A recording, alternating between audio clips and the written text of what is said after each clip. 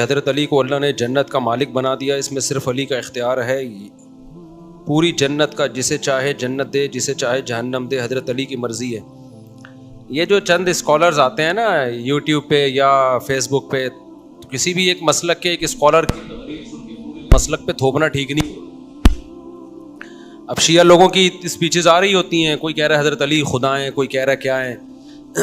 تو شیعوں میں 20 قسم کے مسلک ہیں۔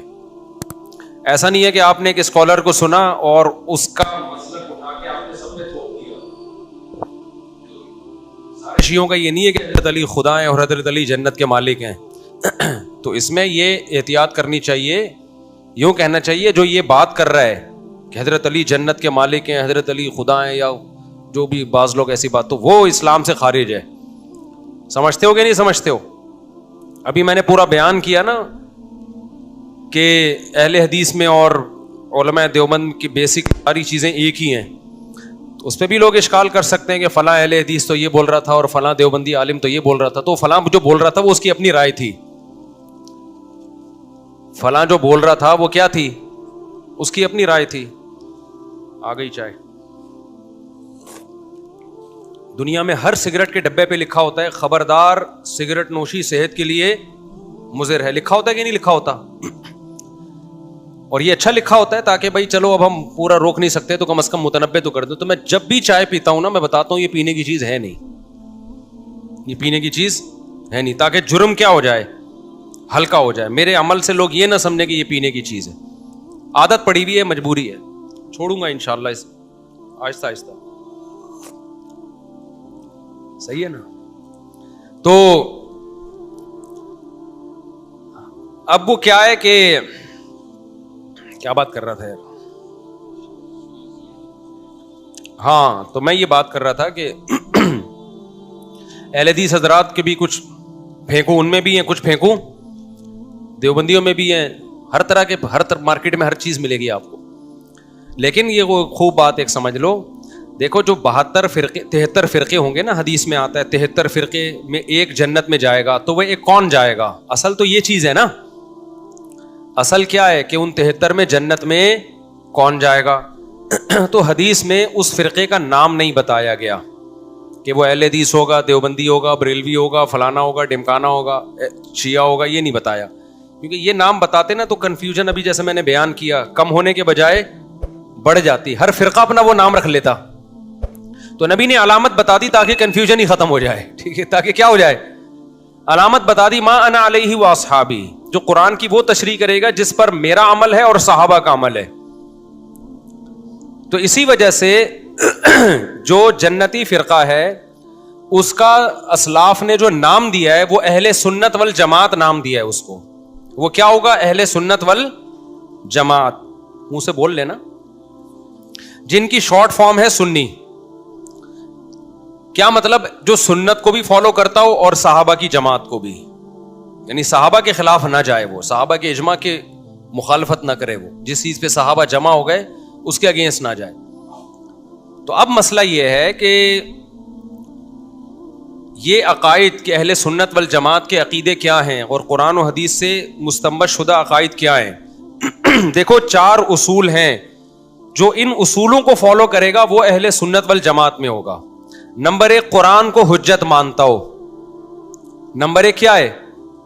اس کی مسئلے جو بھی مسائل قانون سازی ہوگی اس کی بیس کیا ہوگی؟ قرآن مجید۔ اگر کوئی قرآن کے اگینسٹ چلتا ہے، قرآن نے حضرت عائشہ کی پاک دامنی بیان کی کہ نہیں کی؟ کی ہے نا۔ قرآن نے کیا کہا؟ نبی کی ازواج کو اہل بیت کہا کہ نہیں کہا؟ میں بول لو نا کیا ہو گیا؟ اس لیے ہم بھی نبی کی بیویوں کو اہل بیت مانتے ہیں، اہل حدیث بھی نبی کی بیویوں کو اہل بیت میں مانتے ہیں۔ ہم بھی امی عائشہ کو پاک دامن مانتے ہیں، اہل حدیث بھی امی عائشہ کو پاک دامن، کیونکہ سب کی بیس کیا ہے؟ قرآن۔ اہل سنت والجماعت میں شامل ہونے کی یہ شرط ہے۔ دوسرے نمبر پر حدیث کو حجت مانتا ہو۔ حدیث کو کیا مانتا ہو؟ بولو نا، حجت مانتا ہو۔ جو حدیث کا انکار کرے گا وہ بھی اہل سنت والجماعت سے خارج۔ یہ چاروں امام ہیں یا جو معتدل اہل حدیث ہیں، میں معتدل کی بات کر رہا ہوں، ہر فرقے میں معتدل ہی کی بات کر رہا ہوں، ورنہ متشدد تو ہر جگہ ہی ہیں، تو ان کی میں بات ہی نہیں کر رہا۔ وہ حدیث کو بھی حجت مانتے ہیں، بعض اہل حدیث ہم پہ یہ الزام لگاتے ہیں کہ تم حدیث کو حجت نہیں مانتے, اگر حجت مانتے ہو تو رفع الیدین نہ کرتے تم. تو یہ پرانا سڑا ہوا اشکال ہے, اب اس کو کوئی بھی ویلیو نہیں دیتا. حدیثوں میں کرنے کا بھی ہے اور نہ کرنے کا بھی ہے, سمجھتے ہو. اور اس پہ کئی دفعہ جو چیلنج کرتے ہیں نا بڑے بڑے ہو ہاں ہاں ہو, جب چیلنج قبول کرو تو مارکیٹ سے, ہم نے تو رفع الیدین کے چیلنج بھی قبول کیے ہیں. تو حدیث میں کرنے کا بھی ہے نہ کرنے کا بھی ہے. اور میں بار بار ایک بات کہتا ہوں کہ جو کرنے کی حدیثیں زیادہ کیوں ہیں, وہ اس لیے زیادہ ہیں کہ جو چیز کی جاتی ہے اس کو بیان کیا جاتا ہے, جو نہیں کی جاتی اس کو ہائی لائٹ نہیں کیا جاتا. اگر آپ نبی صلی اللہ علیہ وسلم کی سیرت میں یہ دیکھیں گے کہ آپ نے زیادہ نمازیں یا خاص طور پر آخری نمازیں رفع الیدین کے ساتھ پڑھی ہیں یا رفع الیدین کے بغیر پڑھی ہیں, تو واضح قرائن ہے اس پر, واضح قرائن ہے کہ نبی کی آخری نماز وداؤٹ رفع الیدین تھی. رکوع اور سجدے والا اور رکوع سے اٹھنے والا رفع الیدین اس میں نہیں تھا. اور جو بہت ساری حدیثیں جن میں رفع الیدین آتا ہے, اس کے میں نے ایک جواب تو یہ دیا کہ جب کیا تو اس کو بیان کر دیا, جب نہیں کیا تو اس کو بیان نہیں کیا. آپ کے گھر جب کوئی مہمان آتا ہے, جو کام کر رہا ہوتا ہے وہ بتائے جاتے ہیں, جو نہیں کر رہا ہوتا وہ تھوڑی بتائے جاتے ہیں. تو جب نبی نے رفع الیدین کیا ہی نہیں تو اس کو صحابی نے بیان ہی نہیں کیا. تو عبداللہ بن مسعود نے بیان کر دیا کہ میں تمہیں ایسے نماز پڑھ کے بتاتا ہوں جیسے نبی پڑھتے تھے, تو صرف تکبیر تحریمہ والا رفع الیدین کیا انہوں نے. ترمذی کی صحیح حدیث ہے, اس کو جو خام میں ضعیف قرار دیتے ہیں وہ بالکل جہالت کی بات ہے. امام ترمذی نے جس حدیث کو ضعیف قرار دیا وہ یہ والی نہیں ہے, وہ اس سے پہلے والی ہے. تو ان بیچاروں کو یہ نہیں پتا ہوتا کہ ادھر والی کو کر رہے ہیں کہ ادھر والی کو کر رہے ہیں, کیونکہ انہوں نے اردو ترجمے پڑھے ہوتے ہیں, عربی کا تو ان کو ویسے ہی نہیں پتا ہوتا. امام ترمذی نے عبداللہ بن مبارک کے حوالے سے نقل کیا کہ عبداللہ بن مبارک اس حدیث کو ضعیف قرار دیتے تھے. تو یہ والی کو نہیں قرار دیتے تھے, اس سے پہلے والی کو قرار دیتے تھے. اس کا میں کئی دفعہ بیان کر چکا ہوں. تبھی امام ترمذی نے رفع الیدین نہ کرنے والی حدیث جب بیان کی ہے تو اس کے بعد بتایا کہ وَبِهِ يَقُولُ غَيْرُ وَاحِدٍ مِّنْ أَهْلِ الْعِلْمِ مِنْ أَصْحَابِ النَّبِيِّ صلی اللہ علیہ وسلم. جب رفع الیدین کرنے کی حدیث ذکر کی تو فرمایا وَبِهِ يَقُولُ بَعْضُ أَهْلِ الْعِلْمِ مِنْ أَصْحَابِ النَّبِيِّ, یہی بعض صحابہ کا مذہب ہے اور جو اہل علم تھے. اور جب رفع الیدین نہ کرنے کی حدیث ذکر کی ہے تو امام ترمذی کہتے ہیں یہ بہت سارے صحابہ کا مذہب ہے اہل علم میں. اور امام ترمذی کی پوزیشن بتا دوں, یہ امام بخاری کے شاگرد ہیں, تو یہ بخاری ہم سے زیادہ سمجھتے ہوں گے. تو امام ترمذی تو رفع الیدین کے معاملے میں جو امام بخاری کے شاگرد ہیں, جن کے براہ راست روحانی باپ تھے امام بخاری, تو وہ تو اتنے اعتدال سے کام لے رہے ہیں. وہ کہہ رہے ہیں کہ یہ بھی بہت سارے صحابہ کا مذہب ہے. تو ان صحابہ نے نبی کو دیکھ کے یہ مذہب اختیار کیا ہوگا نا, کیا خیال ہے بھائی؟ تو اس لیے یہ جو اہل حدیثوں کا الزام ہے نا کہ یہ رفع الیدین یہ جو کرتے ہیں نہیں کرتے تو یہ حدیثوں کے منکر ہیں, یہ آپ کی اپنی مینٹل لیول ہے, اس کے حساب سے آپ فتویٰ لگا رہے ہو. جب آپ تحقیق کی دنیا میں جاؤ گے نیوٹرل ہو کے, تو آپ کو پتا چلے گا کہ احناف کا موقف اس بارے میں کمزور نہیں ہے. خیر, تو یہ تو میں صرف یہ بتانے کے لیے کہ ہر ایک کی دلیل کیا ہے, حجت کس کو ہم مانتے ہیں, قرآن کو, اس کے بعد حدیث کو. لیکن بہت سے فرقے ایسے ہیں جو بہت ساری حدیثوں کا انکار کر دیتے ہیں, وہ حدیث کو حجت, وہ ان کا ایک مخصوص نظریہ ہے. تیسرے نمبر پہ اجماع ہے. دلیل کیا ہے؟ اجماع امت. اہل سنت والجماعت کا یہ موقف ہے کہ امت گمراہی پہ جمع نہیں ہو سکتی. جس کا یہ موقف نہیں ہے وہ بھی ان 73 میں سے ان 72 میں داخل ہے جو جہنمی ہے. سمجھتے ہو, اجماع امت کے خلاف کوئی قول ہم نہیں لیں گے. چوتھی چیز قیاس ہے کہ بہت سارے ہزاروں مسائل ایسے ہیں جو قرآن و حدیث میں صراحتاً نہیں ہیں, واضح نہیں ہیں, تو ان میں مجتہدین نے کیا کیا ہے؟ قیاس کیا ہے. اس سے پتہ چلتا ہے کہ ہر مسئلے پر جو آپ سے حدیث مانگتا ہے نا, وہ خود اہل سنت والجماعت سے خارج ہے. سمجھتے ہو کہ نہیں سمجھتے ہو؟ ہر مسئلے پہ جو کہ حدیث پیش, حالانکہ ہر مسئلہ حدیث میں تھوڑی ہے, حدیثیں تو ہزاروں ہیں اور مسائل کیا ہیں؟ لاکھوں ہیں. تو ہر مسئلہ حدیث میں صراحتاً کہاں سے ہوگا میرے بھائی؟ ابے دیکھو, رفع الیدین کرنے کا بھی ہے نہ کرنے کا بھی ہے, لیکن رفع الیدین کی پوزیشن کیا ہے؟ واجب ہے. جو کرنے کو سنت کہتے ہیں وہ واجب ہے, سنت ہے, فرض ہے. یہ حدیث کیا ہے؟ اس سے خاموش ہے. سجدہ سہو کی حدیثیں ہمیں ملتی ہیں کہ یہ غلطی ہوئی تو سجدہ سہو کیا, لیکن باقی غلطیوں پہ کیا کرنا ہے نماز میں؟ ان میں تو اجتہاد کرنا پڑے گا نا میرے ماموں. اصل میں تھک گیا ہوں سمجھا کے, مجھے ہو گئے 30 سال ایک ہی بات سمجھاتے, کھوپڑی شریف میں آ نہیں رہی ہے. لاکھوں مسائل ایسے ہیں جن کا قرآن و حدیث میں صراحتاً تذکرہ نہیں ملتا, اس میں قیاس کرنا پڑتا ہے, قیاس کرنا پڑتا ہے. تو مجتہدین نے کیا کیا ہے اس میں؟ بولو, قیاس کیا ہے. پھر قیاس کی شرطیں ہیں، ایویں نہیں اٹھ کے جو مرضی جو بھی قیاس کرنا شروع کر دے. تو 4 اصول ہیں اہل سنت والجماعت کے، قرآن، حدیث، اجماع اور قیاس. تو ان چاروں اصولوں سے مسائل کا استنباط ہوتا ہے. تو امام طحاوی جو تقریباً 1200-1300 سال پہلے حنفی ایک بہت بڑے محدث گزرے ہیں، انہوں نے اہل سنت والجماعت کے عقائد ایک کتاب میں جمع کیے ہیں جس کو کہا جاتا ہے العقیدۃ الطحاویہ. وہ عقائد پوری دنیا کے علماء جو اہل سنت والجماعت ہیں وہ مانتے ہیں، شیعہ حضرات نہیں مانتے اس کو. تو وہ عقائد جو بھی فالو کرے گا وہ کیا کہلاتا ہے؟ اہل سنت والجماعت. اور کمال کی بات یہ ہے کہ وہ حنفیوں کے مدارس میں نہیں اتنا پڑھایا جاتا ہے جتنا اہل حدیثوں کے مدارس میں پڑھائی جاتی ہے. سمجھتے ہو کہ نہیں سمجھتے؟ انہوں نے اس کو زیادہ پروٹوکول دیا ہے. سعودی عرب کی یونیورسٹی میں پڑھائی جاتی ہے، اس کی بڑی شروحات ہیں. یہ میں آپ کے لیے نا دین کو آسان کر کے پیش کر رہا ہوں، ہلکا کر کے. تو جو بھی ان عقیدوں کو فالو کرے گا جو عقیدہ طحاویہ میں قرآن و سنت سے مستنبط کر کے لکھے ہوئے ہیں، تو وہ کیا کہلاتا ہے؟ اہل سنت والجماعت. اور ہمارا یہ رائے ہے، ہماری یہ تحقیق ہے کہ وہ ان جنتی فرقے میں شامل ہے جس کے بارے میں نبی نے فرمایا کہ 72 جہنمی اور ایک منہ سے پھوٹنے پہ گورنمنٹ نے پابندی تو نہیں لگائی، وہ ایک کیا ہوگا؟ جنتی ہوگا. اس کے عقائد کیا ہیں؟ تمام صحابہ، کسی صحابی کے خلاف زبان درازی نہیں کرنی، تقدیر کا عقیدہ اور آخرت کا عقیدہ اور ختم نبوت کا عقیدہ، یہ ساری چیزیں ملا کے اس میں. ٹھیک ہے نا؟ اب بات سمجھو، اہل حدیث میں جو معتدل ہیں وہ بھی اسی کو مانتے ہیں، جو احناف میں معتدل ہیں وہ بھی اسی کو مانتے ہیں. باقی بعد میں جو اختلافات ہوئے نا، جیسے المحند علی المفند ہے عقیدوں کی کتاب، اہل حدیث کہتے ہیں ہم اس کو نہیں، بہت سے اہل حدیث کہتے ہیں ہم اس کو نہیں مانتے، بہت سے کہتے ہیں ہم اس کو مانتے ہیں. بڑا اختلاف چل رہا ہے کہ یہ متنازع عقیدے ہیں وغیرہ وغیرہ. اس کی پوزیشن سمجھ لو المحند المفند کی، کیونکہ ہمارے یہاں بھی بعض لوگوں نے اس کو بہت غلو کیا ہے. دیکھو قرآن و سنت میں کچھ عقیدے ایسے ہوتے ہیں جن میں اختلاف کی گنجائش نہیں ہوتی. اگر آپ اس میں اختلاف کرو گے تو آپ ان 72 میں داخل ہو جاؤ گے جو کون سے ہیں؟ جہنمی. لیکن کچھ عقیدے ایسے ہیں جو قرآن و سنت نے واضح طور پہ بیان نہیں کیے.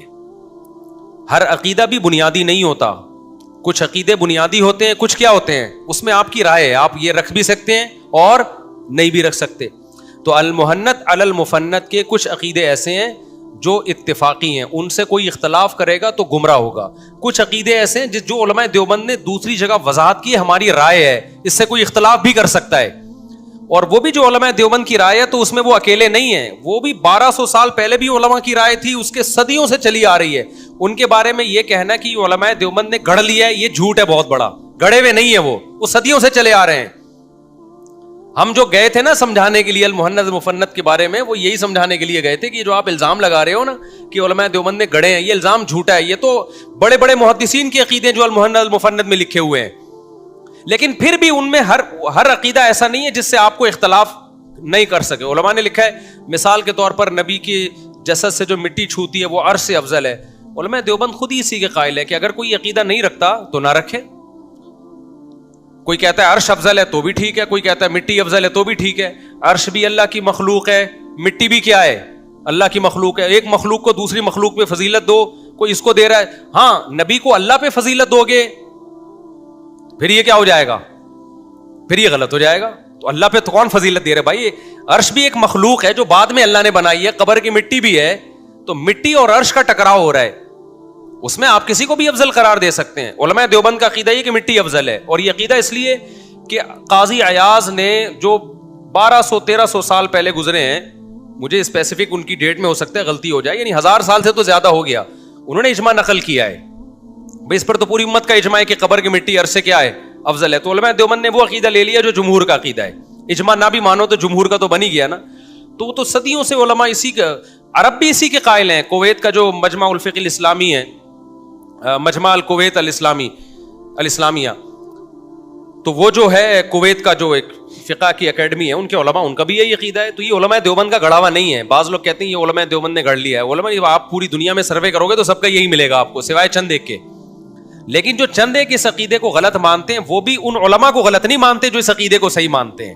یہ صرف پاکستان میں 2-4 اسکالر ایسے پیدا ہوئے ہیں جنہوں نے ان عقیدوں کی بیس پہ علماء دیوبند کو گمراہ قرار دینا شروع کر دیا. حالانکہ ان کو یہ نہیں پتا کہ اگر آپ علماء دیوبند کو گمراہ قرار دیتے ہو تو پھر آپ کو بڑے بڑے محدثین پہ بھی یہ فتویٰ لگانا پڑے گا. لیکن وہ اتنے ڈھیٹ ہیں خاندانی کہ ان کو جب یہ بتایا بھی جاتا ہے کہ یہ تو فلاں کا بھی عقیدہ ہے, فلاں محدث کا بھی عقیدہ ہے, تو وہ ایسے ٹیپ لگا کے بیٹھتے ہیں, پھر اگلا کلپ ریکارڈ کروا رہے ہوتے ہیں کہ علماء دیوبند گمراہ ہیں, دیکھو ان کا یہ عقیدہ ہے. صحیح ہے نا؟ تو ڈھیٹ بنے گے پھر کوئی انتہا نہیں ہے. اسی طرح علماء دیوبند کا جو یہ عقیدہ ہے قبروں سے فیض حاصل کرنا, اس پہ فوراً شور مچایا جاتا ہے یہ تو شرک ہے. علماء دیوبند نے اس کے بعد لکھا ہے کہ وہ طریقے سے فیض جو عوام میں رائج ہے وہ حرام ہے. آپ وہ طریقے کا فیض علماء کی طرف منسوب کر رہے ہو جو پبلک میں رائج ہے, وہ والا فیض منسوب کر رہے ہو نا. قبروں سے جا کے مدد مانگنا, اس کو تو لکھ رہے ہیں کہ وہ اس کو ہم جائز نہیں سمجھتے. تو اس سے صاف پتہ چلتا ہے کہ پھر آپ علماء دیوبند سے ہی پوچھیں گے جناب کون سا والا فیض پھر جائز ہے, تو ہم بیٹھے ہوئے بتانے کے لیے. مطلق فیض کا انکار کسی نے بھی نہیں کیا. دیکھو حضرت عمر رضی اللہ تعالیٰ عنہ نے وصیت کی کہ مجھے کہاں دفنایا جائے؟ قبر کے پاس. کیوں؟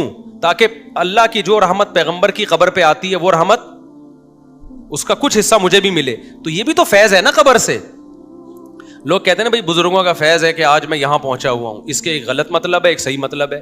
غلط مطلب یہ کہ ان بزرگ نے پتہ نہیں کچھ کیا ٹیکنیکل کام کیا جس کی وجہ سے میری بگڑی پار ہو گئی. یہ 100% حرام عقیدہ ہے.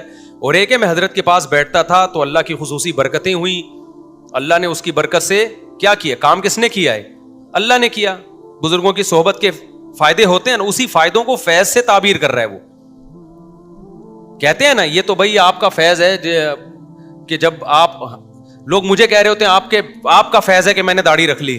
اب آپ کو یہ شرک ہے جی مفتی صاحب کا فیض کہاں سے ہو گیا؟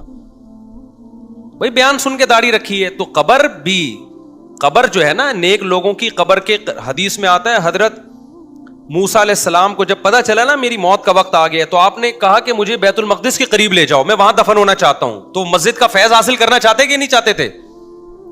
تو جگہوں کے بھی فیض ہوتے ہیں, وقتوں کے بھی. رمضان کا الگ فیض ہے, وقت کا فیض ہوتا ہے, جگہوں کے فیض ہیں. لوگ کیوں مدینہ میں دفن ہونا چاہتے ہیں؟ تاکہ مدینہ کا ان کو فیض ملے. اسی طرح کسی نیک آدمی کی قبر کے قریب دفن ہونا یہ بھی کیا اس قبر کا کیا ہے, اس کا فیض حاصل کرنا چاہتا ہے کہ بھائی شاید اللہ تعالیٰ میرے اوپر رحم کرے کہ بھائی اس کے پڑوس میں دفن ہوں. تبھی تو حضرت عمر نے کہا کہ مجھے نبی کے قریب دفن کیا جائے. لوگ جنت البقیع میں دفن ہونے کی کوشش کرتے ہیں. تو اسی طرح اہل اللہ کی قبر کی زیارت کرنا یا قبرستان کا بھی فیض ہوتا ہے. جب آپ قبرستان جاتے ہو, نبی نے فرمایا زوروها فانها تذکر الاخرہ, جب قبرستان جاؤ گے تو یہ قبر تمہیں آخرت کی یاد دلائے گی. یہ قبرستان کا فیض ہے یا نہیں ہے؟ تو علماء دیوبند نے لکھا ہوا ہے کہ ہم وہ والے فیض کے قائل نہیں ہیں جس کی عوام قائل ہے. پھر بھی یقین نہ آئے تو پریکٹیکلی دیکھ لو. میں تو المحند المفند کے عقیدوں کو صحیح سمجھتا ہوں. کیا مجھے کبھی دیکھا قبر پہ جا کے مانگتے ہوئے؟ یا مفتی تقی صاحب کو کبھی دیکھا؟ مفتی رفیع صاحب کو کبھی دیکھا؟ مفتی رشید احمد صاحب کو دیکھا؟ مفتی نظام الدین صاحب کو دیکھا؟ بنوری ٹاؤن کے کسی مفتی کو دیکھا آپ نے؟ دارالعلوم کرنگی کے کسی مدرس کو دیکھا؟ جامعۃ الرشید کے کسی مدرس کو دیکھا؟ جامعہ اشرفیہ کے کسی عالم کو دیکھا آپ نے؟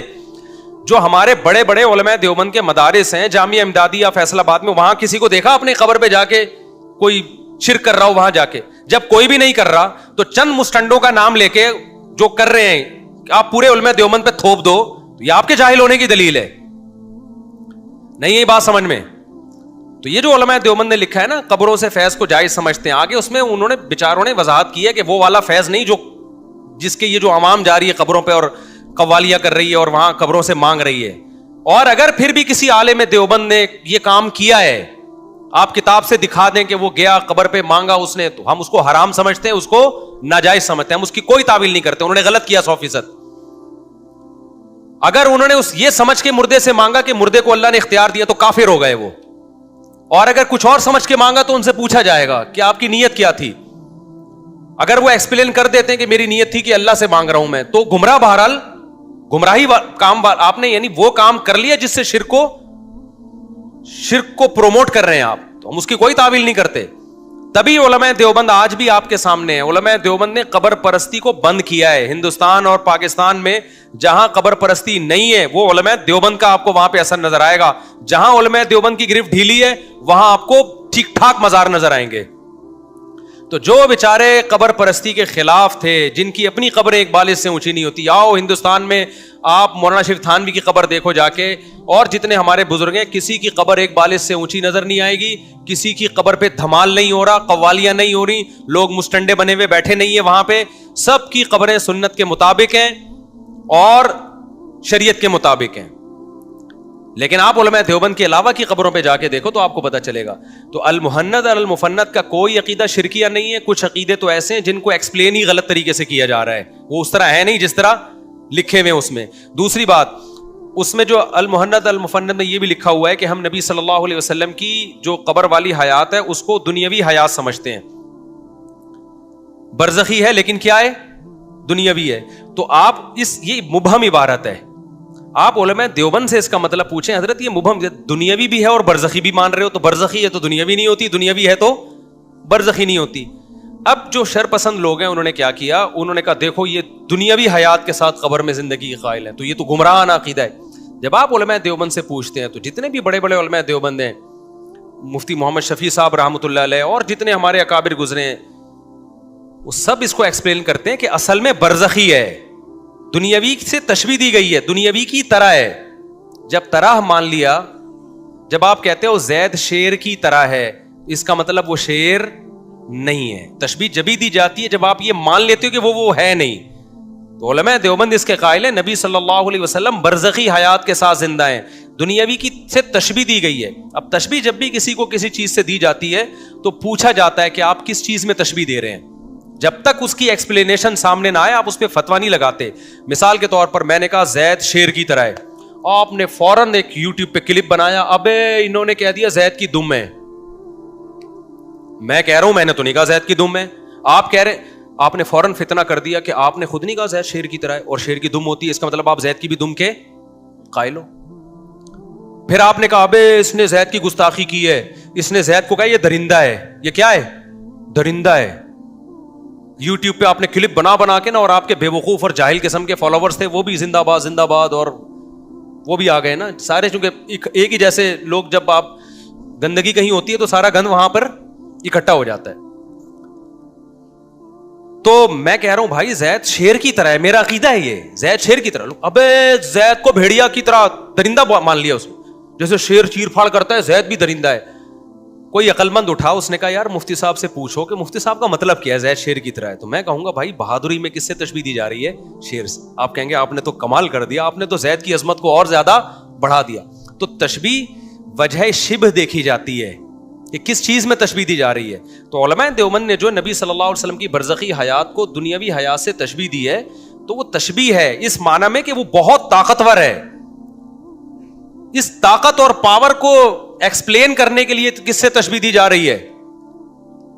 کیونکہ قرآن نے کہا ہے کہ شہداء زندہ ہوتے ہیں.